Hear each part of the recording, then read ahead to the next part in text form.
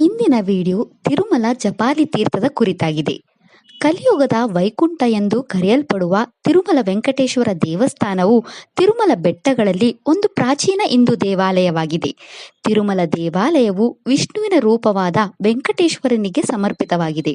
ಭಗವಾನ್ ವೆಂಕಟೇಶ್ವರನು ಮನುಕುಲವನ್ನು ಉಳಿಸಲು ಮತ್ತು ಕಲಿಯುಗದ ಭಕ್ತರ ತೊಂದರೆಗಳನ್ನು ಪರಿಹರಿಸಲು ಭೂಮಿಯ ಮೇಲೆ ಕಾಣಿಸಿಕೊಂಡದೆನೆಂದು ನಂಬಲಾಗಿದೆ. ಅದರಿಂದ ಈ ಸ್ಥಳವನ್ನು ಕಲಿಯುಗದ ವೈಕುಂಠ ಎಂಬ ಹೆಸರಿನಿಂದಲೂ ಕರೆಯಲಾಗುತ್ತದೆ ಮತ್ತು ಇಲ್ಲಿರುವ ವೆಂಕಟೇಶ್ವರನ ವಿಗ್ರಹವನ್ನು ಕಲಿಯುಗದ ಪ್ರತ್ಯಕ್ಷ ದೈವ ಎಂದು ಕರೆಯಲಾಗುತ್ತದೆ. ವಿಷ್ಣು ಈ ಭೂಮಿಯ ಮೇಲೆ ಕಾಣಿಸಿಕೊಂಡಾಗ ಎಲ್ಲ ದೇವತೆಗಳು ಮತ್ತು ಇತರ ದೇವರುಗಳು ತಿರುಮಲ ಬೆಟ್ಟಗಳ ಮೇಲೆ ಕಾಣಿಸಿಕೊಂಡರು. ತಿರುಮಲದ ಬೆಟ್ಟಗಳು ವಿಶಾಲವಾಗಿ ಹರಡಿರುವ ಅರಣ್ಯವಾಗಿದೆ. ಈ ಬೆಟ್ಟಗಳು ವಿವಿಧ ತೀರ್ಥಗಳು ಮತ್ತು ದೇವಾಲಯಗಳಿಂದ ಆವೃತವಾಗಿದೆ. ತಿರುಮಲ ವೆಂಕಟೇಶ್ವರ ದೇವಸ್ಥಾನವು 108 ಪ್ರಮುಖ ತೀರ್ಥಗಳಿಂದ ಆವೃತವಾಗಿದೆ ಎಂದು ಹೇಳಲಾಗುತ್ತದೆ. ತಿರುಮಲ ಬೆಟ್ಟಗಳಲ್ಲಿರುವ ಅಂತಹ ತೀರ್ಥಗಳಲ್ಲಿ ಒಂದು ಜಪಾಲಿ ತೀರ್ಥ. ಜಪಾಲಿ ತೀರ್ಥವು ತಿರುಮಲ ವೆಂಕಟೇಶ್ವರ ದೇವಸ್ಥಾನದಿಂದ 5 ಕಿಲೋಮೀಟರ್ ದೂರದಲ್ಲಿದೆ. ಈ ಜಪಾಲಿ ತೀರ್ಥವು ತಿರುಮಲ ಬೆಟ್ಟಗಳ ಉತ್ತರ ದಿಕ್ಕಿನಲ್ಲಿದೆ.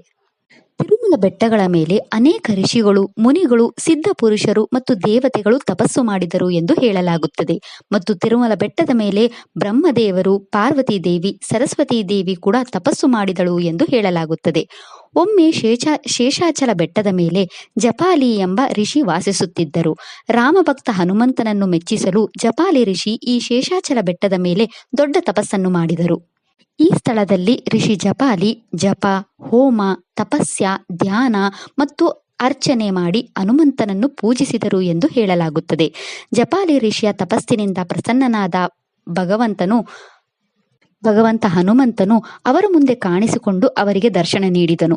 ಪುರಾಣಗಳ ಪ್ರಕಾರ ತ್ರೇತಾಯುಗದಲ್ಲಿ ಜಪಾಲಿ ಋಷಿ ಈ ಬೆಟ್ಟದ ಮೇಲೆ ತಪಸ್ಸು ಮಾಡಿದನು ಮತ್ತು ಭಗವಾನ್ ಹನುಮಂತನು ಅವರ ಮುಂದೆ ಕಾಣಿಸಿಕೊಂಡು ಜಪಾಲಿ ಋಷಿಗೆ ಈ ತ್ರೇತಾಯುಗದಲ್ಲಿ ಈ ರೂಪದಲ್ಲಿ ಕಾಣಿಸಿಕೊಳ್ಳುತ್ತೇನೆ ಎಂದು ಹೇಳಿದನು ಎಂದು ಹೇಳಲಾಗುತ್ತೆ.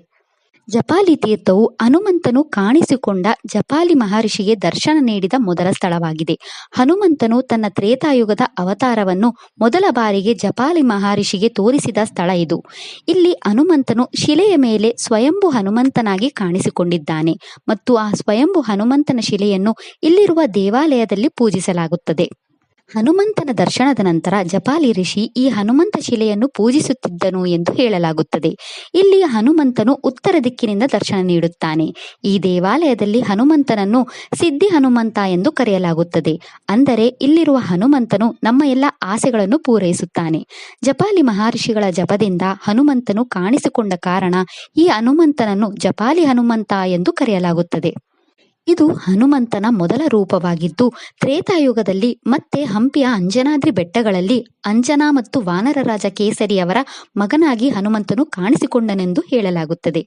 ಜಪಾಲಿ ಋಷಿ ಈ ಸ್ಥಳದಲ್ಲಿ ತಪಸ್ಸು ಮಾಡಿದ ಕಾರಣ ಈ ಸ್ಥಳವನ್ನು ಜಪಾಲಿ ತೀರ್ಥ ಅಥವಾ ಜಪಾಲಿ ಆನಂದ ಆಶ್ರಮ ಎಂದು ಕರೆಯಲಾಗುತ್ತದೆ.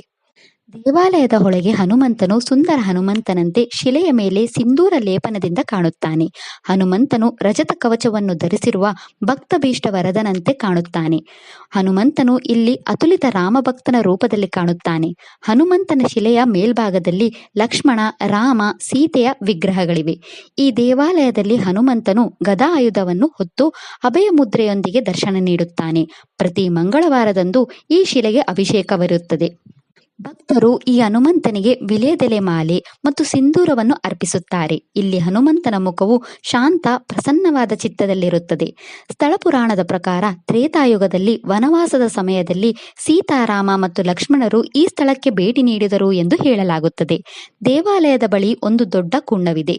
ವನವಾಸದ ಸಮಯದಲ್ಲಿ ಸೀತಾದೇವಿ ಈ ಕುಂಡದಲ್ಲಿ ಸ್ನಾನ ಮಾಡಿದಳೆಂದು ನಂಬಲಾಗಿದೆ ಮತ್ತು ಅಂದಿನಿಂದ ಈ ಕುಂಡವನ್ನು ಸೀತಾಕುಂಡ ಎಂದು ಕರೆಯಲಾಗುತ್ತದೆ. ದೇವಾಲಯದ ಹಿಂದೆ ಒಂದು ದೊಡ್ಡ ಜಲಪಾತವಿದೆ. ಜಲಪಾತವು ಹನುಮಾನ್ ದೇವಾಲಯದ ಬಳಿ ಇರುವುದರಿಂದ ಇದನ್ನು ಹನುಮಾನ್ ತೀರ್ಥ ಎಂದು ಕರೆಯಲಾಗುತ್ತದೆ. ದೇವಾಲಯದ ಪಕ್ಕದಲ್ಲಿ ಮತ್ತೊಂದು ಸರೋವರವಿದ್ದು ಸೀತಾಕುಂಡ ಮತ್ತು ಹನುಮಂತ ತೀರ್ಥದ ನೀರು ಈ ಕೊಳಕ್ಕೆ ಹರಿಯುವುದರಿಂದ ಈ ಕೊಳೆಯನ್ನು ರಾಮತೀರ್ಥ ಎಂದು ಕರೆಯಲಾಗುತ್ತದೆ. ಈ ರಾಮತೀರ್ಥದಲ್ಲಿನ ನೀರು ಕೆಲವು ಮಂತ್ರಿಕ ಶಕ್ತಿಯನ್ನು ಹೊಂದಿದೆ ಎಂದು ನಂಬಲಾಗಿದೆ. ಈ ಕುಂಡದಲ್ಲಿ ಸ್ನಾನ ಮಾಡುವುದರಿಂದ ನಮ್ಮ ಎಲ್ಲ ಪಾಪಗಳು ಶುದ್ಧವಾಗುತ್ತವೆ, ನಮಗೆ ಉತ್ತಮ ಆರೋಗ್ಯ ಸಿಗುತ್ತದೆ ಮತ್ತು ಹನುಮಂತನ ಆಶೀರ್ವಾದದಿಂದ ಅದು ನಮ್ಮ ಎಲ್ಲ ಭಯಗಳನ್ನು ದೂರ ಮಾಡುತ್ತದೆ ಎಂದು ಹೇಳಲಾಗುತ್ತದೆ. ಈ ಕುಂಡದಲ್ಲಿರುವ ನೀರು ಕ್ಯಾನ್ಸರ್, ಗಡ್ಡೆಗಳು, ಮೆದುಳು ಜ್ವರ ಮುಂತಾದ ಗುಣಪಡಿಸಲಾಗದ ಕಾಯಿಲೆಗಳನ್ನು ಗುಣಪಡಿಸುತ್ತದೆ ಎಂದು ಹೇಳಲಾಗುತ್ತದೆ. ಈ ಹನುಮಂತನ ದೇವಾಲಯದ ಮೇಲೆ ಧ್ರುವ ತೀರ್ಥ ಎಂದು ಕರೆಯಲ್ಪಡುವ ಮತ್ತೊಂದು ತೀರ್ಥವಿದೆ. ಪುರಾಣಗಳ ಪ್ರಕಾರ ಭಕ್ತ ಧ್ರುವನು ತಪಸ್ಸು ಮಾಡಿ ಮಹಾವಿಷ್ಣು ದರ್ಶನ ಪಡೆದ ಸ್ಥಳ ಇದು ಎಂದು ಹೇಳಲಾಗುತ್ತದೆ. ಈ ತೀರ್ಥವು ಭಕ್ತ ಧ್ರುವನ ತಪಸ್ಸಿನಿಂದ ಕಾಣಿಸಿಕೊಂಡಿತು ಎಂದು ಹೇಳಲಾಗುತ್ತದೆ. ತಿರುಮಲ ವೆಂಕಟೇಶ್ವರ ದೇವಸ್ಥಾನಕ್ಕೆ ಭೇಟಿ ನೀಡುವ ಜನರು ಈ ಜಪಾಲಿ ತೀರ್ಥಕ್ಕೆ ಭೇಟಿ ನೀಡಿ ಹನುಮಂತನ ದರ್ಶನ ಪಡೆಯುತ್ತಾರೆ.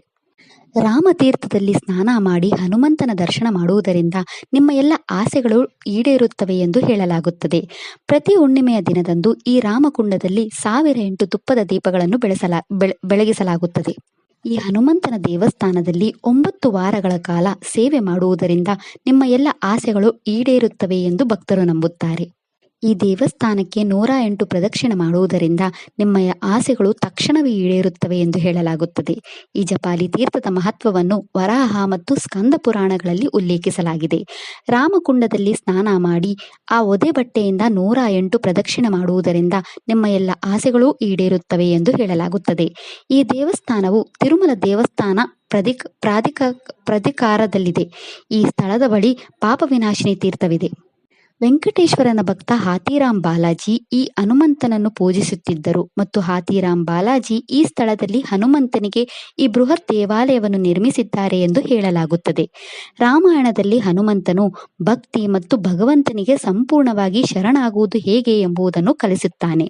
ಕಾರ್ಯಸಿದ್ಧಿ ಹನುಮಂತ, ಸಂಕಟ ಮೋಚನ ಹನುಮಂತ, ಪ್ರಸನ್ನ ಆಂಜನೇಯ, ಬೇಡಿ ಹನುಮಂತ, ರಾಮಭಕ್ತ ಹನುಮಂತ ಮುಂತಾದ ಹಲವು ರೂಪಗಳನ್ನು ತೆಗೆದುಕೊಂಡು ಹನುಮಂತನು ವಿವಿಧ ರೂಪಗಳಲ್ಲಿ ಪೂಜಿಸಲ್ಪಡುತ್ತಾನೆ. ಈ ಜಪಾಲಿ ತೀರ್ಥದಲ್ಲಿ ಹನುಮಂತನ ಈ ರೂಪವು ಆಧ್ಯಾತ್ಮಿಕ ಉನ್ನತಿಗಾಗಿ ತಿರುಮಲದಲ್ಲಿ ಕಾಣಿಸಿಕೊಂಡಿತು ಎಂದು ಹೇಳಲಾಗುತ್ತದೆ. ಹನುಮಂತನು ಇಲ್ಲಿ ಜಪವನ್ನು ಅನುಕೂಲ, ಅನುಷ್ಠಾನ, ಉಪಾಸನೆಗಾಗಿ ಕಾಣಿಸಿಕೊಂಡಿದನೆಂದು ಹೇಳಲಾಗುತ್ತದೆ. ಈ ದೇವಾಲಯವು ಶೇಷಾಚಲ ಬೆಟ್ಟದ ತುದಿಯಲ್ಲಿದ್ದು ಇದು ಜಪ ಮಾಡಲು ಅತ್ಯುತ್ತಮ ಸ್ಥಳ ಎಂದು ಹೇಳಲಾಗುತ್ತದೆ. ಎಲ್ಲ ಉಪಾಸಕರು ಮತ್ತು ಭಕ್ತರು ಇಲ್ಲಿ ಯಾವುದೇ ಮಂತ್ರಗಳನ್ನು ಪಠಿಸಬೇಕು ಎಂದು ಹೇಳಲಾಗುತ್ತದೆ. ಧ್ಯಾನ ಮಾಡಲು ಈ ಸ್ಥಳವು ಅತ್ಯುತ್ತಮವಾಗಿದೆ. ಸರಳ ರಾಮನಾಮ ಜಪದಿಂದ ಹನುಮಂತನು ಬಹಳ ಸುಲಭವಾಗಿ ಸಂತೋಷ ಪಡುತ್ತಾನೆ. ರಾಮನಾಮದ ನಿರಂತರ ಜಪವು ಹನುಮಂತನಿಗೆ ನೈವೇದ್ಯಂತೆ ಮತ್ತು ರಾಮನಿಗೆ ಶರಣಾಗುವುದು ಹನುಮಂತನಿಗೆ ಪೂಜೆಯಂತೆ. ಇಲ್ಲಿ ಹನುಮಂತನು ಧ್ಯಾನಸ್ಥ ಸ್ಥಿತಿಯಲ್ಲಿ ಕಾಣಿಸಿಕೊಳ್ಳುತ್ತಾನೆ ಮತ್ತು ಇಲ್ಲಿ ಹನುಮಂತನು ರಾಮನಾಮವನ್ನು ಉಸಿರಾಡುತ್ತಿರುವಂತೆ ಕಾಣುತ್ತಾನೆ. ಈ ಸ್ಥಳವನ್ನು ಜಪಾಲಿ ತೀರ್ಥ ಎಂದು ಕರೆಯಲು ಇನ್ನೊಂದು ಕಾರಣವೆಂದರೆ ಈ ಸ್ಥಳವು ಮಂತ್ರಗಳನ್ನು ಪಠಿಸಲು ಮತ್ತು ಜಪ ಮಾಡಲು ಸೂಕ್ತವಾಗಿದೆ. ಈ ತೀರ್ಥಕ್ಕೆ ಭೇಟಿ ನೀಡುವ ಜನರು ನಿಮ್ಮ ಇಷ್ಟಾರ್ಥ ಈಡೇರಿಕೆಗಾಗಿ ಆಂಜನೇಯ ಗಾಯತ್ರಿ ಮಂತ್ರ, ರಾಮಭಕ್ತಿ ಪಡೆಯಲು ರಾಮತಾರಕ ಮಂತ್ರ, ನಿಮ್ಮ ಕಾರ್ಯಗಳಲ್ಲಿ ಯಶಸ್ಸಿಗಾಗಿ ಹನುಮಂತ ಕಾರ್ಯಸಿದ್ಧಿ ಮಂತ್ರ, ಯಾವುದೇ ಕೌಟುಂಬಿಕ ಸಮಸ್ಯೆಗಳನ್ನು ಎದುರಿಸುತ್ತಿದ್ದರೆ, ನಿಮ್ಮ ಜೀವನದಲ್ಲಿ ಅಶಾಂತಿ ಇದ್ದರೆ ಅಥವಾ ನಿಮ್ಮ ಮನಸ್ಸು ತೊಂದರೆಗಳಾಗಿದ್ದರೆ ಈ ಸ್ಥಳದಲ್ಲಿ ಹನುಮಂತ ಬಡಬಾಣಲ ಸ್ತೋತ್ರವನ್ನು ಪಠಿಸುವುದರಿಂದ ನಿಮಗೆ ಶಾಂತಿ ಸಿಗುತ್ತದೆ. ಭಕ್ತರು ಈ ಸ್ಥಳಕ್ಕೆ ಬಂದು 40 ದಿನಗಳ ಕಾಲ ಸೇವೆ ಮಾಡುತ್ತಾರೆ. ಈ ಸ್ಥಳದಲ್ಲಿ ಉಳಿದು ದಿನಕ್ಕೆ 12 ಗಂಟೆಗಳ ಕಾಲ ಹನುಮಂತ ಬಡಬಾಣಲ ಸ್ತೋತ್ರವನ್ನು 40 ದಿನಗಳ ಕಾಲ ಪಠಿಸುವುದರಿಂದ ಕೇವಲ ಒಂದು ಊಟ ಮಾಡುವ ಮೂಲಕ ಹನುಮಂತನು ಭಗವಂತನ ಪ್ರಸನ್ನ ಮಾಡುವ ಸೌಭಾಗ್ಯವನ್ನು ನೀಡುತ್ತಾನೆ ಎಂದು ನಂಬಲಾಗಿದೆ. ಭಕ್ತರು ಇಲ್ಲಿ ಹನುಮಂತ ದೀಕ್ಷೆಯನ್ನು ತೆಗೆದುಕೊಂಡು 40 ದಿನಗಳ ನಂತರ ಮತ್ತೆ ಇಲ್ಲಿಗೆ ಬಂದು ದೀಕ್ಷೆಯನ್ನು ಬಿಡುತ್ತಾರೆ. ಈ ಸ್ಥಳದಲ್ಲಿ ಮಲಗುವುದರಿಂದ ಎಲ್ಲ ಕಷ್ಟಗಳು ದೂರವಾಗುತ್ತವೆ ಎಂದು ನಂಬಲಾಗಿದೆ. ಭಕ್ತರು ಇಲ್ಲಿ ಬಂದು ಮಲಗಿ ಅವರ ಆಸೆಗಳನ್ನು ಈಡೇರಿಸಿಕೊಳ್ಳುತ್ತಾರೆ. ಈ ದೇವಾಲಯದ ಒಳಗೆ ಅನ್ನದಾನ ಸೌಲಭ್ಯವಿದೆ. ಮಹಾರಾಷ್ಟ್ರ ಮತ್ತು ಪುಣೆಯ ಮಾನಿಕ್ ಪರಿವಾರ ಎಂದು ಕರೆಯಲ್ಪಡುವ ಕುಟುಂಬವು ಈ ಅನ್ನದಾನ ಸೌಲಭ್ಯಕ್ಕಾಗಿ ಮೊದಲ ಬಾರಿಗೆ ದೇಣಿಗೆ ನೀಡಿದೆ ಎಂದು ಹೇಳಲಾಗುತ್ತದೆ ಮತ್ತು ಇಲ್ಲಿಯವರೆಗೆ ಅವರ ಕುಟುಂಬದ ಹೆಸರಿನಿಂದ ಪ್ರತಿದಿನ ಅಖಂಡ ದೀಪವನ್ನು ದೇವಾಲಯದ ಒಳಗೆ ಬೆಳಗಿಸಲಾಗುತ್ತದೆ. ವೆಂಕಟಾಚಲ ಮಹಾತ್ಮೆಯ ಪ್ರಕಾರ ಕಲಿಯುಗದಲ್ಲಿ ಅಗಸ್ತ್ಯ ಋಷಿ ತನ್ನ ಶಿಷ್ಯರೊಂದಿಗೆ ಹಲವು ವರ್ಷಗಳ ಕಾಲ ಈ ಸ್ಥಳದಲ್ಲಿದ್ದರು ಎಂದು ಹೇಳಲಾಗುತ್ತದೆ. ಅಗಸ್ತ್ಯ ಮುನಿ ಈ ಸ್ಥಳದಲ್ಲಿ ತನ್ನ ಶಿಷ್ಯರಿಗೆ ವೇದಗಳನ್ನು ಕಲಿಸುತ್ತಿದ್ದರು. ಈ ದೇವಾಲಯದ ಬಳಿ ಮರದ ತೊಗಟೆಯಲ್ಲಿ ಸ್ವಯಂಭೂ ಗಣೇಶ ಕಾಣಿಸಿಕೊಂಡಿದ್ದಾನೆ. ಈ ನೈಸರ್ಗಿಕವಾಗಿ ರೂಪುಗೊಂಡ ಗಣೇಶನು ಈ ದೇವಾಲಯಕ್ಕೆ ಭೇಟಿ ನೀಡಲು ಮತ್ತೊಂದು ಆಕರ್ಷಣೆಯಾಗಿದೆ. ಇದರ ಹೊರತಾಗಿ ದೇವಾಲಯದ ಹೊರಗೆ ನಂದೀಶ್ವರನೊಂದಿಗೆ ಶಿವಲಿಂಗವಿದೆ. ದೇವಾಲಯದ ಹೊರಗೆ 4 ದೀಪಸ್ತಂಭಗಳನ್ನು ಇರಿಸಲಾಗಿದೆ. ಇವುಗಳನ್ನು ಸತ್ಯ, ತ್ರೇತ, ದ್ವಾಪರ ಮತ್ತು ಕಲಿಯುಗ ಎಂಬ 4 ಯುಗಗಳಾಗಿ ಪ್ರತಿನಿಧಿಸಲಾಗಿದೆ. ಮುಂದಿನ ಬಾರಿ ನೀವು ತಿರುಮಲ ವೆಂಕಟೇಶ್ವರ ದೇವಸ್ಥಾನಕ್ಕೆ ಭೇಟಿ ನೀಡಿದಾಗ ಈ ಜಪಾಲಿ ತೀರ್ಥಕ್ಕೆ ಭೇಟಿ ನೀಡಿ. ಹಚ್ಚ ಹಸಿರಿನ ಕಾಡಿನಿಂದ ಸುತ್ತುವರೆದಿರುವ ಸುಂದರವಾದ ದೇವಾಲಯವಿದು.